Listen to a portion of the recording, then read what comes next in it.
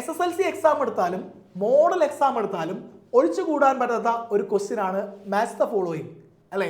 നിങ്ങൾ ഏത് വർഷത്തെ ക്വസ്റ്റ്യൻ പേപ്പർ എടുത്താലും അതിലൊരു മാച്ച് ദ ഫോളോയിങ് ക്വസ്റ്റ്യൻ ഉണ്ടാവും. അപ്പോൾ എല്ലാവരും കൺഫ്യൂഷൻ ആണ്. മാച്ച് ദ ഫോളോയിങ് പറഞ്ഞ എല്ലാ ചാപ്റ്ററും ഇങ്ങനെ നോക്കിക്കൊണ്ടിരുന്ന ടെൻഷൻ ആവുമല്ലോ, എന്ത് ചെയ്യുമല്ലോ എന്ന് വെച്ചിട്ട്.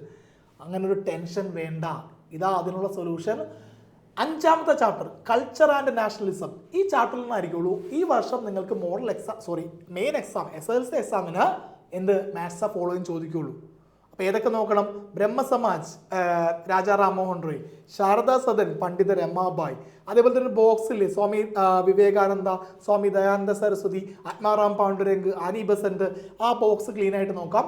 അത് കഴിഞ്ഞിട്ട് Nandalal Bose, Sati and village drummer, Abanindranath Tagore, അതേപോലെ തന്നെ ദീനബന്ധു മിത്ര, ഇവരെയൊക്കെ കുറിച്ച് ഓരോരുത്തരുടെ പേരും അവരുമായി ബന്ധപ്പെട്ട പ്രസ്ഥാനങ്ങളും അവരുടെ കാര്യങ്ങളും നോക്കിയിട്ടുണ്ടെങ്കിൽ ക്ലീൻ ആയിട്ട് ഈ ചാപ്റ്ററിൽ നിന്ന് 4 മാർക്ക് ഉറപ്പിക്കാം. 4 മാർക്കിന്റെ ചാപ്റ്റർ ആണ്. That's the following. സിമ്പിൾ ആയിട്ട് നേടാം. ഓക്കെ.